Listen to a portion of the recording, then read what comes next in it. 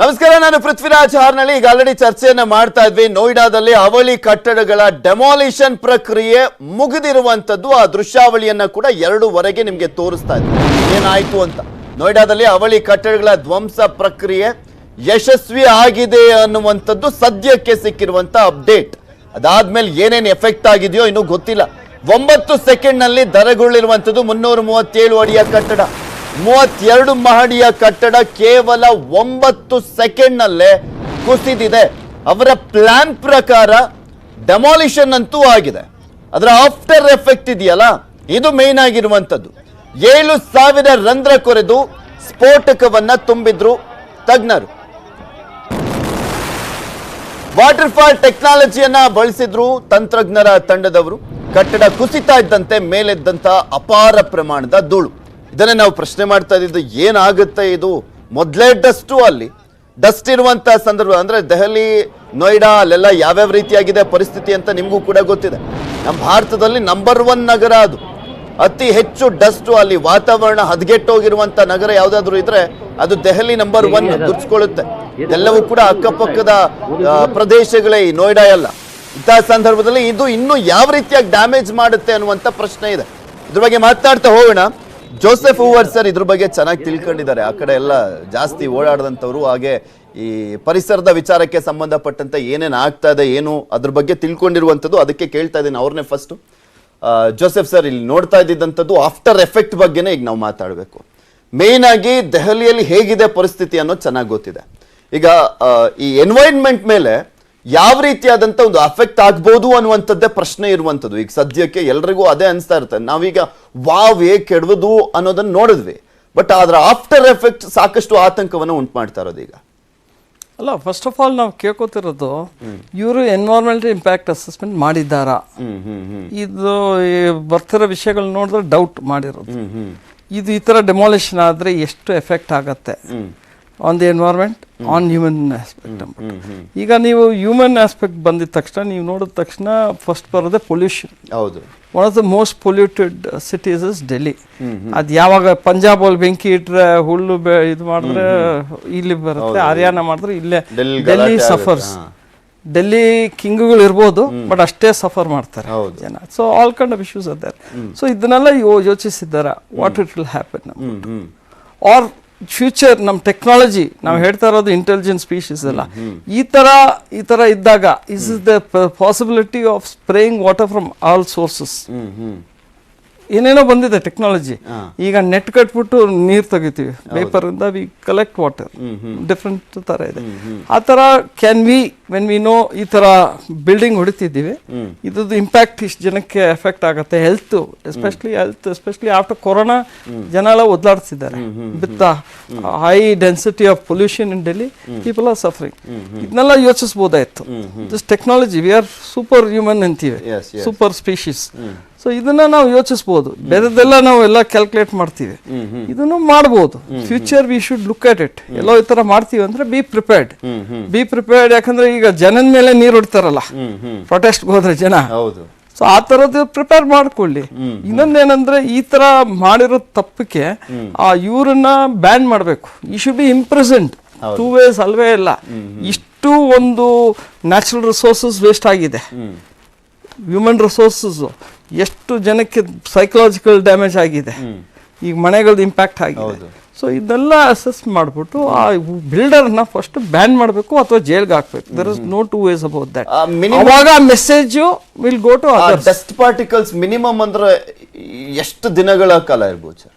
Surround ಅಂದ್ರೆ ಒಂದು calculation ಪ್ರಕಾರ ನೋಡೋದಾದ್ರೆ ಮಿನಿಮಮ್ ಒಂದು 2-3 months ಅಂತೂ ಎಫೆಕ್ಟ್ ಮಾಡ್ಬೋದಾ ಅದು? 100%. ನಾನು ಹೇಳೋದಂದ್ರೆ, ಈಗ ನಾ ಬನ್ನರ್ಘಟ್ಟದೇ ಹೇಳ್ತೀನಿ, ಆ ಕಡೆ ಎಲ್ಲ ಕ್ವಾರಿಂಗ್ ನಡೆಯುತ್ತೆ, ಕಲ್ಲು ಗಣಿಗಾರಿಕೆ. ಸೊ ನೀವು ಅಲ್ಲಿ ಹೋದಾಗ, ಈಗಲೂ ಹೋದ್ರೆ ನೀವು ಆ ಏರಿಯಾ ನೋಡಿ, ಈಗ ಮಳೆ ಬಂದಿದೆ, ಅಫ್ಕೋರ್ಸ್ ಕ್ಲೀನ್ ಆಗಿರತ್ತೆ. ನೀವು ಸಮರ್ ಸ್ವಲ್ಪ ಲೇಟ್ ಹೋದ್ರೆ ನೀವು ಬೇರೆ ಡಸ್ಟೇ ನೋಡೋದು, ಬೇರೆ ಗ್ರೇನ್ ನೋಡೋದು, ಹಂಗೆ ಕೂತಿರುತ್ತೆ. ಅಲ್ಲಿ ಇರೋ ಪ್ರಾಣಿಗಳು ತಿನ್ನಕ್ಕಾಗಲ್ಲ. ನೀರು polluted, water bodies be completely polluted, silt settle ಆಗತ್ತೆ. ಸೊ ಇದೆಲ್ಲ ನಾವು ಈ ಇಂಪ್ಯಾಕ್ಟ್ ನೋಡಿರೋದು. ಸ್ಮಾಲರ್ ಆಸ್ಪೆಕ್ಟ್, ಲೋಕ ಏರಿಯಾ, ಕಲ್ಕೆರೆ, ಆಮೇಲೆ ನಮ್ಮ ಈ ಕಡೆ ಆಗಿರೋದು ಸ್ವಲ್ಪ ನೋಡಿರೋದ್ರಿಂದ. ಸೊ ಸೊ ಈ ಇಂಪ್ಯಾಕ್ಟು ಎಷ್ಟು ಎನ್ವೈರನ್ಮೆಂಟಲ್ ಡ್ಯಾಮೇಜ್ ಆಗುತ್ತೆ ಅಂದರೆ ಅಸೆಸ್ಮೆಂಟ್ ಆಗಬೇಕು. ಫ್ಯೂಚರ್ಗೆ ಈ ಥರ ಕ್ಯಾಲ್ಕುಲೇಟ್ ಮಾಡಿ ನಾವು ಪ್ರಿಪೇರ್ಡ್ ಆಗಬೇಕು. ಹಿಂಗೆ ಮಾಡ್ತೀವಿ ಅಂದರೆ are we prepared to control the damage? So that is something that we would like the government to look at. Rakesh ಅವರೇ, ಈ ಡೆಡ್ ಅಮೌಂಟ್ ಆಫ್ 30,000 ಟನ್ ಕೆಳಗೆ ಬೀಳುವಂತ ಸಂದರ್ಭದಲ್ಲಿ ಬರೀ ನಾವು ಆ ಪ್ರದೇಶ, ಆ ಕಟ್ಟಡದ ಪ್ರದೇಶ ಮಾತ್ರ ನೋಡ್ಲಿಕ್ಕೆ ಸಾಧ್ಯನೇ ಇಲ್ಲ. ವೈಬ್ರೇಷನ್ ತುಂಬಾ ಎಫೆಕ್ಟ್ ಆಗ್ಬಿಡುತ್ತೆ. ಅದು ಬರೀ ಅಲ್ಲಿರುವಂತ ಅಪಾರ್ಟ್ಮೆಂಟ್ಸ್ ಅಂತಲ್ಲ, ಅಕ್ಕಪಕ್ಕದಲ್ಲಿ ಮೆಟ್ರೋ ಎಲ್ಲ ಇದೆ, ಅದ್ರ ಮೇಲೂ ಕೂಡ ಏನ್ ಡ್ಯಾಮೇಜ್ ಆಗುತ್ತೆ ಅನ್ನುವಂಥದ್ದೆಲ್ಲ ಚೆಕ್ ಮಾಡ್ಬೇಕಾಗತ್ತೆ. ಈ ಒಂದು ಡೆಮಾಲಿಷನ್ ಪ್ರಕ್ರಿಯೆಯ ಸಂದರ್ಭದಲ್ಲಿ ಯಾವ್ಯಾವ ರೀತಿಯಾಗಿ ಥಿಂಕ್ ಮಾಡ್ಲಾಗುತ್ತೆ, ಯಾವೆಲ್ಲ ಪ್ರೋಸೆಸ್ಗಳನ್ನ ಇಟ್ಕೊಂಡಿರ್ತಾರೆ ಅಂತ? ಈಗ ಎನ್ವೈರನ್ಮೆಂಟ್ ಆಗಿರ್ಬೋದು ಅಥವಾ ಬೇರೆ ಬೇರೆ ವಿಚಾರಗಳೆಲ್ಲ ಅಂದ್ರೆ ಅವ್ರ ಪ್ಲಾನ್ಸ್ ಪ್ರಕಾರ ಇಟ್ಕೊಂಡಿರ್ತಾರಲ್ಲ, ಏನೇನೆಲ್ಲ ಇರುತ್ತೆ ಅಂತ ಪ್ಲಾನ್ಸ್ ಅಲ್ಲಿ? ಅವ್ರು ಮಾಡ್ಬೇಕಾಗಿರೋದೇನಂದ್ರೆ it is 80,000 tons totally as per the report. ಹೌದು ಹೌದು. Or what I've read.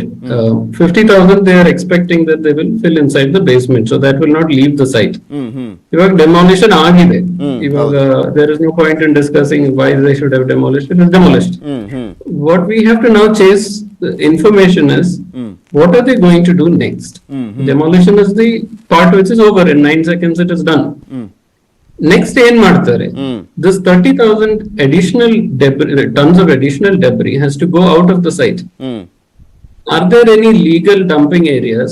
Or is that going to be another scandal where they are going to dump 30,000 tons of debris anywhere around Delhi? What is the environmental impact of dumping so much of debris around Delhi? Where are they going to dump it? Will it go into a landfill? Are they going to fill existing water bodies? Is it low-lying areas? What will happen to the water table in those areas? It has to go out in trucks.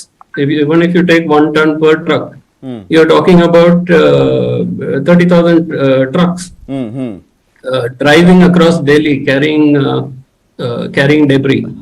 What is the environmental impact of that? And who is going to chase this information and find out whether it is going to be done legally, or is that going to be another scandal altogether? So as news channel, I would urge you to see the next steps as to what are they going to do with all this. Yes. ಇದೇ ಕುತೂಹಲ ಇರೋದು ನಮಗೂ ಕೂಡ. ಸನತ್ ಕುಮಾರ್ ಅವರೇ, ಈಗ ಆ ಒಂದು building collapse ಆದಂತ ಸಂದರ್ಭದಲ್ಲಿ ನಾವು ಅವಾಗ್ಲಿಂದ ಮಾತನಾಡ್ತಾ ಇದ್ವಿ, ಇಲ್ಲಿ ಮೇನ್ ಆಗಿ ಸೌಂಡ್ ಆಗುತ್ತೆ, ವೈಬ್ರೇಟ್ ಆಗುತ್ತೆ, ಸುತ್ತಮುತ್ತ ಇರೋದೆಲ್ಲ ಅಪಾರ್ಟ್ಮೆಂಟ್ಸ್ ಅನ್ನುವಂಥದ್ದನ್ನ ಕೂಡ ನಿಮಗೂ ಕೂಡ ಚೆನ್ನಾಗಿ ಗೊತ್ತಿರುವಂತ ವಿಚಾರ. ಅದು ನಾವ್ ಏನೇ ಕಂಟ್ರೋಲ್ ಮಾಡ್ಬೇಕು ಅಂದ್ರೆ ಹೋಗಪ್ಪ ಡಸ್ಟ್ ಆಗಬಾರ್ದು ಅನ್ನೋ ಕಾರಣಕ್ಕೆ ಏನೋ ಒಂದು ಟಾರ್ಪಲ್ ಹಾಕಿದ್ದಾರೆ ಅಂತ ಅನ್ಕೊಳ್ಳೋಣ. ಆದ್ರೆ ಅದ್ ಕೆಳಗ್ ಬಿದ್ದಂತ ಸಂದರ್ಭದಲ್ಲಿ ವೈಬ್ರೇಟ್ ಆಗುತ್ತಲ್ಲ, ಅದು ಎಷ್ಟೋ ಅಪಾರ್ಟ್ಮೆಂಟ್ಸ್ ಗಳನ್ನ ಬಿರುಕು ಬಿಡಿಸಿರುತ್ತೆ. ಅದನ್ನ ಹೆಂಗ್ ಟ್ರಸ್ಟ್ ಮಾಡೋದು ಈಗ ಅಪಾರ್ಟ್ಮೆಂಟ್ಸ್ ಗಳನ್ನ ಅಂತ? ಆ ಜನರ ಮೇಲೆ ಡಿಪೆಂಡ್ ಆಗುತ್ತೆ ಇವಾಗ, ಇರ್ಬೇಕಾ ಬೇಡವಾ ಅಂತ ಅಲ್ಲಿ. ಈಗ ನಾನು 2 ವಿಷಯ ಹೇಳ್ತೀನಿ. ಒಂದು, ನಿಮ್ಮ ಕ್ವಶನ್ ಗೆ ಆನ್ಸರ್ ಹೇಳ್ತೀನಿ. ಇದರಿಂದ ಇಂಪ್ಯಾಕ್ಟ್ ಏನಾಗುತ್ತೆ ಅಂತಂದ್ರೆ, ಇದು ಆಲ್ ಡಿಪೆಂಡ್ಸ್ ಒಂದು ಕೆಳಗಡೆ ಸಾಯಿಲ್ ಕಂಡೀಷನ್ ಹೇಗಿದೆ, ಅದನ್ನ ರಾಕಿ ಏರಿಯಾನ ಅಥವಾ ಜನರಲ್ ಆಗಿರೋ ಸಾಯಿಲ್ ಕಂಡೀಷನ್ ಅಂತ. ರಾಕಿ ಏರಿಯಾ ಇದ್ರೆ ಬಹುಶಃ ನನಗನ್ಸೋ ಅದ್ರ ಇಂಪ್ಯಾಕ್ಟ್ ಪಕ್ಕದ ಬಿಲ್ಡಿಂಗ್ ಗಳಿಗೆ ಆಗೋ ಚಾನ್ಸಸ್ ಇರುತ್ತೆ. ಒಂದು, ಸಾಯಿಲ್ ಆದ್ರೆ ಬಹುಶಃ ಅಷ್ಟೊಂದು ಟ್ರಾನ್ಸ್ಫರ್ ಆಗಲ್ಲ. 2ನೇ ಪಾಯಿಂಟ್, ಡೆಮಾಲಿಷನ್ ಯಾಕೆ ಮಾಡಬೇಕಿತ್ತು ಅಂತ ನನಗೆ ಇದೆ. ಯಾಕಂದ್ರೆ ನಮಗ್ ಗೊತ್ತು, ಈಗ ರೀಸೆಂಟ್ ಆಗಿ ಒಂದ್ ಯಾವ್ದೋ ನಾವು ನ್ಯೂಸ್ ಅಲ್ಲಿ ನೋಡಿದ್ವಿ, ಯಾರ್ದೊಂದು ಮನೆ ಹೈವೇನಲ್ಲಿ ಅಡ್ಡ ಬರ್ತಾ ಇತ್ತಂತೆ, ಅವನ ಮನೇನೆ ಎತ್ಬಿಟ್ಟು ಪಕ್ಕಕ್ಕಿಟ್ಟ. ಹಾಗಿರುವಾಗ ಇಡೀ ಬಿಲ್ಡಿಂಗ್ ಅನ್ನ ಡೆಮಾಲಿಷ್ ಮಾಡೋದ್ರಿಂದ 1 ಪೈಸೆ ಯಾರಿಗೂ ಸಿಗಲ್ಲ, ಯಾರಿಗೂ ಎಲ್ಲೂ ಸಿಗಲ್ಲ. ಅದ್ರ ಬದಲು ಅದನ್ನ ಪಾರ್ಟ್ ಬೈ ಪಾರ್ಟ್ ಕಟ್ ಮಾಡಿ, ಇದೇನು ಇಮಿಡಿಯೇಟ್ ಆಗಿ ಏನು ಮಾಡಲ್ವಲ್ಲ ಇವರು, part by part transportable condition assess ಮಾಡ್ಕೊಂಡು ಬಿಲ್ಡಿಂಗ್ ಅನ್ನ ಕಟ್ ಮಾಡಿ ತಗೊಂಡು ಹೋಗಿದ್ರೆ ಅದ್ ಮತ್ತೆ ರಿಯೂಸ್ ಮಾಡ್ಬೋದು ಅಲ್ವಾ? ಡೆಮಾಲಿಷನ್ ಮಾಡೋದ್ರಿಂದ ನೀವ್ ಹೇಳ್ದಂಗೆ ಎನ್ವಿರಾನ್ಮೆಂಟಲ್ ಇಫೆಕ್ಟ್ ಆಯ್ತು, ಅಕ್ಕಪಕ್ಕದ ಬಿಲ್ಡಿಂಗ್ ಗಳು ಅವರ ಮಾನಸಿಕ ಇದಕ್ಕೂ ಧಕ್ಕೆ ಆಯ್ತು, ಬಿಲ್ಡಿಂಗಿಗೂ ಧಕ್ಕೆ ಆಗಿರ್ಬಹುದು. ಬಟ್ ಇದನ್ನ ಮಾಡಿದ್ರೆ ಬಹುಶಃ ನೀವು ಇವೆಲ್ಲಾನು ತಪ್ಪಿಸಬಹುದಾಗಿತ್ತು ಅನ್ಸುತ್ತೆ ನನಗೆ. ಯಾಕಂದ್ರೆ ಈಗ ಪಾಸಿಬಿಲಿಟೀಸ್ ಇದಾವೆ, ಮಾಡುವಷ್ಟು ನಮ್ಮಲ್ಲಿ ಕ್ರೇನ್ ಕೆಪಾಸಿಟಿಗಳು ಇದಾವೆ, ಏನೆಲ್ಲ ಮಾಡ್ಬೋದು ನಾವು. ನನ್ನ ಹತ್ರ ಬರೋ ಬಿಲ್ಡಿಂಗ್ ಗಳ ಡಿಸೈನ್ ಬಂದ್ರೆ ನಾನು ಅಲ್ಲಿ ಏನಿರ್ತು ಸೈಟ್ ಅಲ್ಲಿ ಅದನ್ನ ಯುಟಿಲೈಸ್ ಮಾಡಕ್ ನೋಡ್ಬೇಕು. ಯಾಕಂದ್ರೆ ಹೊಸದನ್ನೇ ತಂದು ಎಲ್ಲಾನು ಯೂಸ್ ಮಾಡಿ ವೇಸ್ಟ್ ಮಾಡಬಾರ್ದು ಯಾವಾಗ್ಲೂ. ಏನಿರುತ್ತೆ ಅದನ್ನ ಯೂಸ್ ಮಾಡ್ಬೇಕು, ಉಳಿಸ್ಕೋಬೇಕು. ನೋಡಿ ಇಷ್ಟು ದೊಡ್ಡ ಬಿಲ್ಡಿಂಗು, ಇಷ್ಟು ಡೆಮೋ ಮಟೀರಿಯಲ್ ಅದರಲ್ಲಿ ಸ್ಟೀಲ್ ಇದೆ, ಕಾಂಕ್ರೀಟ್ ಇದೆ, ಎಲ್ಲ ಇದೆ. ಅಂಡ್ ಹೊಸದಾಗಿ ಕಟ್ಟಿರೋ ಬಿಲ್ಡಿಂಗ್ ಇದು ಸ್ಟ್ರಾಂಗ್ ಆಗಿರುತ್ತೆ. ಅದನ್ನ ಯೋಚನೆ ಮಾಡಿ ಎಲ್ಲಾದ್ರೂ ಇಡಕ್ ಸಾಧ್ಯ ಇದ್ರೆ ಅದನ್ನ ಪೀಸ್ ಅದೇ ಹೇಳಿದ್ನಲ್ಲ, ಕಂಡೀಷನ್ ಅಸೆಸ್ ಮಾಡ್ಬಿಟ್ಟು ತಗೊಂಡೋಗಿ ಕಟ್ ಮಾಡ್ಕೊಂಡು ತಗೊಂಡೋಗಿ ಅದನ್ನ ಇನ್ಸ್ಟಾಲ್ ಮಾಡಿದ್ರೆ ವೇಸ್ಟ್ ಆಗ್ತಿರ್ಲಿಲ್ಲ. ನೀವು ಬೇಕಾಗಿರೋ ಇದನ್ನು ಸ್ಯಾಟಿಸ್ಫೈನು ಆಗ್ತಿತ್ತು ಕಂಡೀಷನ್ ಅಲ್ವಾ? ಎಸ್ ಹೌದು ಹೌದು. ಜೋಸೆಫ್ ಸರ್, ಇಲ್ಲಿ ಯಾರಿಗ್ ನಷ್ಟ ಆಗ್ತಿತ್ತು ಇದಿದ್ರೆ ಅಂತ, ಕಷ್ಟ ಆಗ್ತಿದ್ದು ಯಾರಿಗೆ ಅಂತ?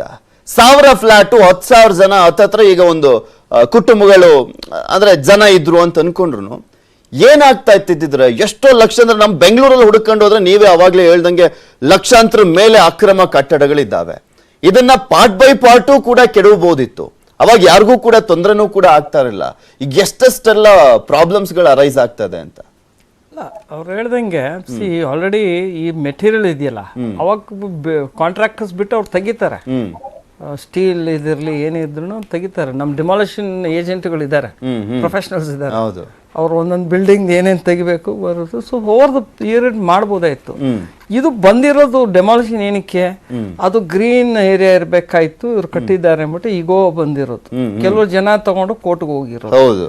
There could have been some kind of a via media damage ಆಗ್ಬಿಟ್ಟಿದೆ.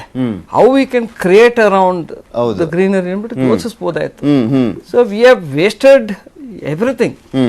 ನಮ್ಮ ನ್ಯಾಚುರಲ್ ರಿಸೋರ್ಸಸ್ ಇರ್ಲಿ, ಇಷ್ಟು ಸ್ಟೀಲ್ ಈಗ ಡೆಬ್ರಿಯಿಂದ ಇವರು ಎತ್ತಾರೆ, ಬಿಡೋದಿಲ್ಲ ಯಾರು.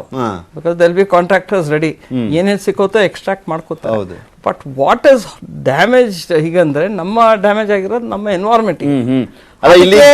ಗ್ರೀನ್ ಏರಿಯಾಗೆ ಅಂದ್ರೆ ತದ್ವಿರುದ್ಧವಾಗಿ ಕಟ್ಟಿದ್ದಾರೆ ಅನ್ನೋ ಕಾರಣಕ್ಕೆ ಹೋಗ್ಬಿಟ್ಟು ಈಗ ಆ ಗ್ರೀನ್ ಏರಿಯಾನೇ ಒಂದ್ ರೀತಿಯಾಗಿ ಕೊಲಾಪ್ಸ್ ಆದಂಗ ಆಗೋಗ್ಬಿಡ್ತಲ್ಲ ಇವಾಗ. ಅದಕ್ಕೆ ಯು ಕೆನಾಟ್ ಕಂಪೇರ್ ದಟ್. ಅದಕ್ಕೆ ವ್ಯಾಲ್ಯೂ ಕೊಡಕ್ಕೆ ಆಗಲ್ಲ, ಅಷ್ಟು ಡ್ಯಾಮೇಜ್ ಆಗಿದೆ. ಆಮೇಲೆ ಆ ಡ್ಯಾಮೇಜ್ ನ ನೀವು ಲೆಕ್ಕ ಹಾಕಕ್ಕೂ ಆಗಲ್ಲ ಇವಾಗೆಲ್ಲ. ಏನ್ ಬೀಳ್ಸ್ಬೇಕಾಗಿತ್ತು, ಬೀಳ್ಸೋ ಒಂದ್ ಜವಾಬ್ದಾರಿ ಕೊಟ್ಟಿದ್ರು, ಬೀಳ್ಸಿದ್ರಪ್ಪ. ಎನ್ವೈರನ್ಮೆಂಟ್ ಬಗ್ಗೆ ಈಗ ಯಾರು ಈ ಕೋರ್ಟ್ ಆನ್ಸರ್ ಮಾಡುತ್ತಾ ಅಂತ? ಕೋರ್ಟ್ ಮಾಡಲ್ಲ. ಈ ಜನ ಯಾರು ತಗೊಂಡೋದ್ರು ಅವರು ಯೋಚಿಸ್ಬೇಕಾಗುತ್ತೆ. ಬಟ್ ನಾವೇನಂದ್ರೆ ಫ್ಯೂಚರ್ಗೆ ಈ ತರ ಆಗ್ಲೇಬಾರ್ದು. ಅಟ್ಲೀಸ್ಟ್ ನಾವ್ ಈಗಾದ್ರೂ ಡ್ಯಾಮೇಜ್ ಮಾಡ್ಬಿಡ್ತೀವಿ ನಮ್ಮ ನೇಚರ್ನಂತೂ. We have devastated it. Nature is hitting us badly. Dance ಆಡ್ತಾ ಇದೀವಿ ಆಲ್ರೆಡಿ ನೇಚರ್ಗೆ. ಫ್ಯೂಚರ್ ಜನರೇಷನ್ಸ್ಗಾದ್ರೆ ಏನೋ ಬಿಟ್ಟು ಹೋಗ್ಬೇಕು. We all have a responsibility. ನಾವ್ ಬಂದಾಗ ದೇವ್ರು ನಮ್ಗೆ ಕೊಟ್ಟಿರೋದು, ನಮ್ಮ ಜನರೇಷನ್ ನಮ್ಗೆ ಕೊಟ್ಟಿದೆ. ನಾವು ಹೋಗ್ಬೇಕಾದ್ರೆ ಇನ್ನೊಂದು ಜನರೇಷನ್ ಕೊಟ್ಟು ಹೋಗ್ಬೇಕು. ಅಷ್ಟು ಯೋಚಿಸಿದ್ರೆ ಸಾಕು. ನಮ್ಮ ಈಗ ಸಿಚುವೇಶನ್ ಕರ್ನಾಟಕದೊಳಗೆ, I mean deviating from this, we are in a very precarious situation. Rains ನೀವು ನೋಡ್ತಿದ್ದೀರಾ, ಏನಕ್ಕೆ ಆಗ್ತಿದೆ ಕ್ಲೈಮೇಟ್ ಕ್ರೈಸಿಸ್. ಅದೆಲ್ಲ ಈಗಲೂ ಅರ್ಥ ಮಾಡ್ಕೊಳ್ಳಿದ್ರೆ ಜನನೇ ತಪ್ಪು ಅಂತ ಹೇಳೋದು. ಯಾಕಂದ್ರೆ ನಾವು ಜನಕ್ಕೆ ಕೇಳ್ತೀವಿ, ದಯವಿಟ್ಟು ಮಾತಾಡಿ, we have to stop this. ಜನ ಹಿಂಗ್ ಸುಮ್ಮನೆ ಇದ್ಬಿಟ್ಟು ಹಿಂಗ್ ತರ ಮಾಡಿಸ್ಕೋತಾರೆ. So somewhere we have to grow up, we have to learn, we have to react. ನಾವು ಪ್ರೋ ಆಕ್ಟಿವ್ ಆಗಿರ್ಬೇಕು, ರಿಯಾಕ್ಟಿವ್ ಆಗ್ಬಿಡ್ತೀವಿ. ಸೊ ವೆರಿ ಸೂಪರ್ ಸ್ಪೀಶೀಸ್ ಅಂತೀವಿ. We should be ashamed of ourselves. ಕೊನೆಯದಾಗಿ ರಾಕೇಶ್ ಅವ್ರನ್ನ ಕೇಳಿಕ್ ಬಯಸ್ತೀನಿ. ರಾಕೇಶ್ ಅವರೇ, ಅವಾಗ್ಲೇ ಆತಂಕ, ಈ ಬಿಲ್ಡಿಂಗ್ ಕೊಲಾಪ್ಸ್ ಮಾಡ್ಲಿಕ್ಕೂ ಮುಂಚೆ ಜೋಸೆಫ್ ಹೂವರ್ ಸರ್ ಹೇಳ್ತಾ ಇದ್ರು 1 ಲಕ್ಷಕ್ಕೂ ಹೆಚ್ಚಿನ ಅಕ್ರಮ ಕಟ್ಟಡಗಳಿದಾವೆ ಬೆಂಗಳೂರಿನಲ್ಲಿ ಅಂತ. ಈ ಬೆಂಗಳೂರಿನವ್ರಿಗೆ ಎಲ್ರಿಗೂ ಕೂಡ ಡಗಡಗ ಅಂತ ಇರುತ್ತೆ. ಎಲ್ಲಿ ನಮ್ಮಲ್ಲಿ ಈ ರೀತಿಯಾಗಿ ತೀರ್ಪು ಬಂದ್ರೆ ಮುಗಿತ್ ಕತೆ, ಬೆಂಗಳೂರೇ ಡೆಮಾಲಿಷ್ ಆದಂಗ ಆಗ್ಬಿಡುತ್ತೆ. Yes, like I said, demolition is never good news. But somewhere the example has to be set. All of these solutions, alternative solutions, are very theoretical in a situation where most people are complying with the law. But right now we have a situation where perhaps the majority of people are looking for ways of increasing built up areas to capitalize on the economics. Now, that's a separate topic altogether. We can get into the economics of building in another debate. But the point being that demolition is not just the technical impact of it. It also sends a message that the law is not going to tolerate such adventures in future. Because if you move the building, then next time the builder is going to think, what is the worst case that will happen? My building will get moved. So let's go ahead and construct it. So as unfortunate as it is, sometimes visual examples and the impact. See, like you said, studio ನೋಡಿದಾಗ್ಲೇ ನಿಮಗೆ ಭಯ ಆಗುತ್ತೆ. So imagine the next builder who is planning an illegal structure should be afraid of it. Thank you. 3 ಜನಕ್ಕೂ ಕೂಡ ಇಷ್ಟೋ ತನಕ ನಮ್ಮ ಜೊತೆ join ಆಗಿದ್ದಕ್ಕೆ, ಜೋಸೆಫ್ ಹೂವರ್ ಸರ್, ಹಾಗೆ ಸನತ್ ಕುಮಾರ್ ಸರ್, ಹಾಗೆ ಮತ್ತೆ ರಾಕೇಶ್ ಕುಮಾರ್ ಸರ್, ಇಷ್ಟೋ ತನಕ ನೀವು ಚರ್ಚೆಯಲ್ಲಿ ಭಾಗಿಯಾಗಿ ಯಾವ್ಯಾವ ರೀತಿಯಾಗಿ ಏನೇನೆಲ್ಲ ಎಫೆಕ್ಟ್ ಆಗ್ಬೋದು, ಹಾಗೆ ಅದರ ಜೊತೆಗೆ ಹೇಗಿತ್ತು ಈ ಒಂದು ಡೆಮಾಲಿಷನ್ ಪ್ರಕ್ರಿಯೆ ಅಂತ ವಿವರಿಸಿದ್ದಕ್ಕೆ ಧನ್ಯವಾದ 3 ಜನಕ್ಕೂ. ಮತ್ತಷ್ಟು ಸುದ್ದಿಯನ್ನ ನಿಮ್ಮ ಮುಂದೆ ಇಡ್ತಾ ಹೋಗ್ತೀನಿ, ಆದ್ರೆ ಅದಕ್ಕೂ ಮುಂಚೆ ಒಂದು ಸ್ಮಾಲ್ ಬ್ರೇಕ್.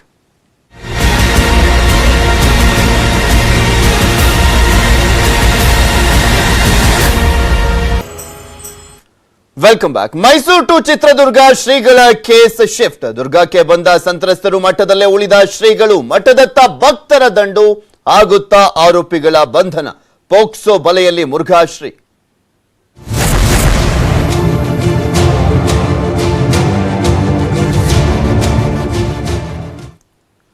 ಮುರುಘಾಶ್ರೀಗಳ ವಿರುದ್ಧ ಪೋಕ್ಸೋ ಕೇಸ್ ಪ್ರಕರಣ. ಮಠದ ಆಡಳಿತಾಧಿಕಾರಿ ಬಸವರಾಜನ್ ಜೊತೆ ರಹಸ್ಯ ಸಭೆ ಅಂತೆ. ಭಗೀರಥ ಸ್ವಾಮಿಗಳಿಂದ ರಹಸ್ಯ ಮೀಟಿಂಗ್ ಮಾಡಲಾಗ್ತಾ ಇದೆಯಂತೆ. ಮುರುಘಾಶ್ರೀಗಳ ವಿರುದ್ಧ ಪೋಕ್ಸೋ ಕೇಸ್ ಪ್ರಕರಣಕ್ಕೆ ಸಂಬಂಧಪಟ್ಟಂತೆ ಮಠದ ಆಡಳಿತಾಧಿಕಾರಿಯಾಗಿದ್ದಂತ ಬಸವರಾಜನ್ ಜೊತೆ ರಹಸ್ಯ ಸಭೆ ಅಂತೆ. ಭಗೀರಥ ಸ್ವಾಮೀಜಿಗಳು ಅವರು ರಹಸ್ಯ ಮೀಟಿಂಗ್ ಮಾಡ್ತಾ ಇದ್ದಾರೆ. ಪ್ರಕರಣ ವಾಪಸ್ ಪಡೆಯುವಂತೆ ಮನವಿ ಮಾಡಿದ್ದಾರಂತೆ ಭಗೀರಥ ಸ್ವಾಮೀಜಿ. ಅಲ್ರಿ, ಇಲ್ಲಿ ಯಾರು ಕೊಟ್ಟಿರೋದು ಕಂಪ್ಲೇಂಟ್ ಅನ್ನ? ಈಗ ಒಂದ್ ಲೆಕ್ಕದ ಪ್ರಕಾರ ಹೇಳ್ತಾ ಇರುವಂತದ್ದು, ಇದರ ಹಿಂದೆ ಪಿತೂರಿ ಇರುವಂತದ್ದು ಈ ಬಸವರಾಜನ್ ಅವರದ್ದು ಅಂತ ಹೇಳ್ತಾ ಇದ್ದಾರೆ.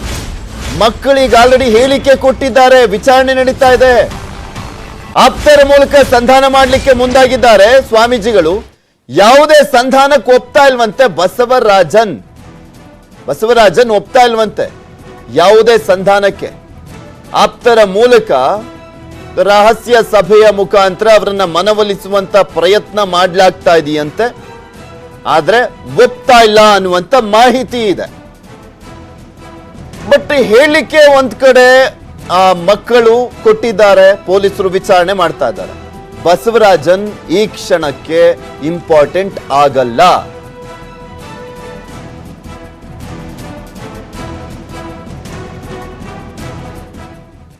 ಮುರುಘಾ ಮಠದ ಸ್ವಾಮೀಜಿ ವಿರುದ್ಧ ಪೋಕ್ಸೋ ಕೇಸ್. ಪೊಲೀಸರ ಮುಂದೆ ಹೇಳಿಕೆಯನ್ನ ನೀಡಿದ್ದಾರೆ ಬಾಲಕಿಯರು. 3 ವರ್ಷಗಳಿಂದ ಲೈಂಗಿಕ ಕಿರುಕುಳ ಅಂತ ಆರೋಪ ಅಂತೆ. ನಾನು ಅದೇ ಹೇಳ್ತಿದ್ದೆ, ಬಸವರಾಜನ್ ಮನವೊಲಿಸಿದ. ಆದ್ರೆ ಅದಾದ್ಮೇಲೆ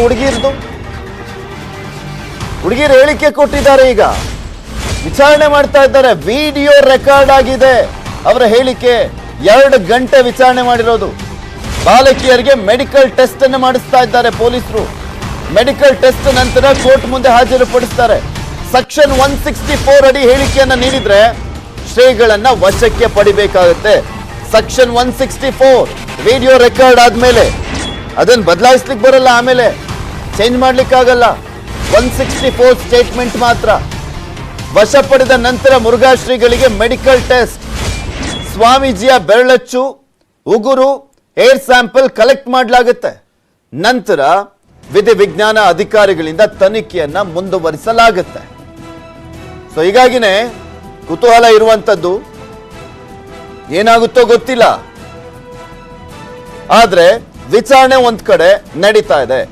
ವಿಚಾರಣೆ ನಡೀತಾ ಇರುವಂತ ಸಂದರ್ಭದಲ್ಲಿ ಆ ಹುಡುಗಿಯರು ಸ್ಟೇಟ್ಮೆಂಟ್ ಕೊಟ್ಟಿದ್ದಾರೆ. ವಿಡಿಯೋ ರೆಕಾರ್ಡ್ ಆಗಿದೆ. 164 ಅಡಿಯಲ್ಲಿ ಸ್ಟೇಟ್ಮೆಂಟ್ ದಾಖಲಾದ್ರೆ ಕಷ್ಟ ಇದೆ. ಇದೆಲ್ಲದ್ರ ಬಗ್ಗೆ ಮತ್ತಷ್ಟು ಡೀಟೇಲ್ಸ್ ಅನ್ನ ನೀಡ್ತಾರೆ. ನಮ್ಮ ಚಿತ್ರದುರ್ಗದಿಂದ ನೇರ ಸಂಪರ್ಕದಲ್ಲಿ ಜಾಯಿನ್ ಆಗ್ತಾ ಇದ್ದಾರೆ ನಮ್ಮ ಪ್ರತಿನಿಧಿ ಮಂಜುನಾಥ್. ಒಂದ್ ಕಡೆ ತನಿಖೆ ನಡೀತಾ ಇದೆ, ಇನ್ನು ಒಂದ್ ಕಡೆ ಸಂಧಾನ ಅಂತೆ. ನನಗೆ ಅರ್ಥ ಆಗದೆ ಇರುವಂತ ವಿಚಾರ ಅಂದ್ರೆ, ಬಸವರಾಜ್ ಅವ್ರನ್ನ ಮನವೊಲಿಸಿ ಸಂಧಾನ ಮಾಡಿ ಏನ್ ಪ್ರಯೋಜನ ಅನ್ನುವಂಥದ್ದು. ಇಲ್ಲಿ ಹೇಳಿಕೆ ಕೊಟ್ಟು ಕಂಪ್ಲೇಂಟ್ ಕೊಟ್ಟು ವಿಚಾರಣೆ ನಡೀತಾ ಇರುವಂತದ್ದು ಬಾಲಕಿಯರದು.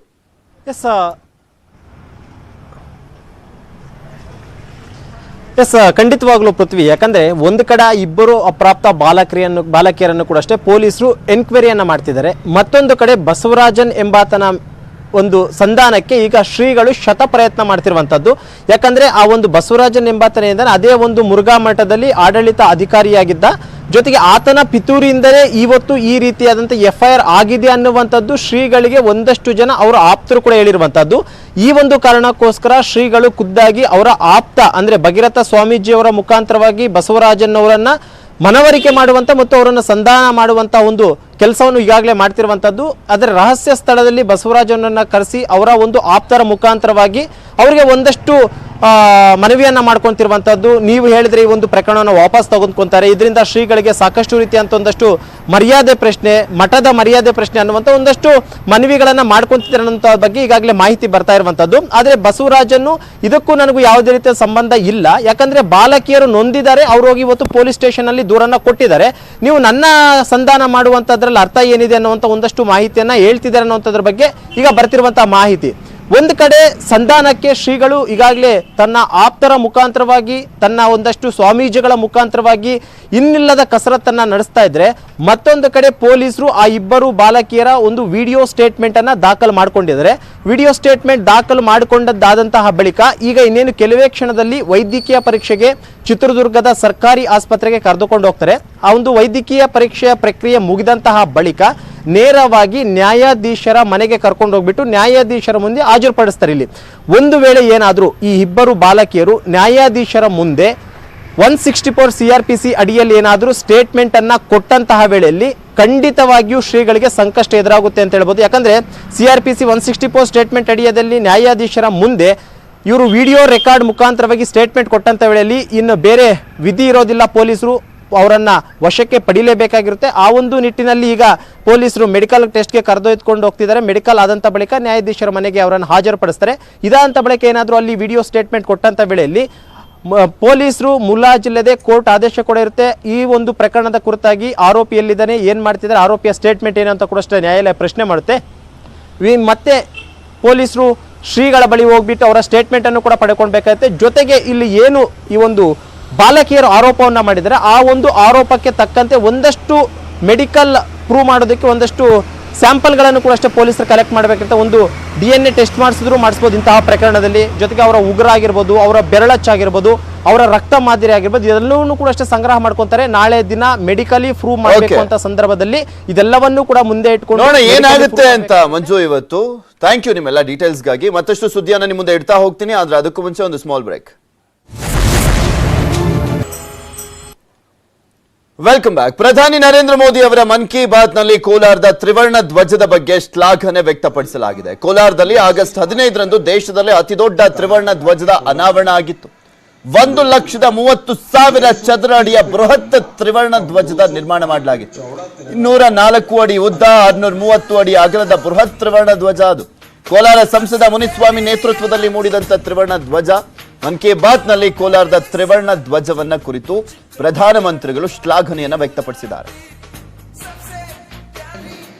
खूबसूरत तिरंगा मोज़ेक आर्ट तैयार की कर्नाटका के कोलार में लोगों ने 630 फीट लंबा और 205 फीट चौड़ा तिरंगा पकड़कर अनूठा दृश्य प्रस्तुत किया.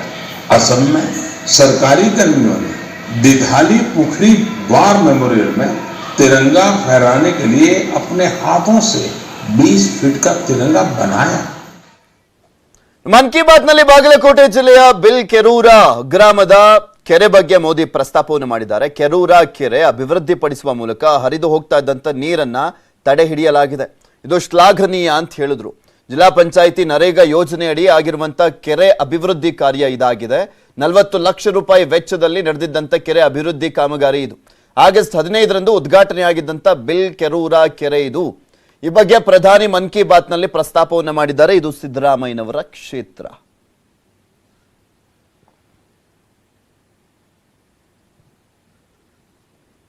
ಇವೆಷ್ಟು ಈ ಕ್ಷಣದವರೆಗಿನ ಸುದ್ದಿಗಳು. ನೋಡ್ತಾ ಇರಿ ನ್ಯೂಸ್ 18 ಕನ್ನಡ. ಜಾಲ ನಮ್ಮದು, ಬಲ ನಿಮ್ಮದು.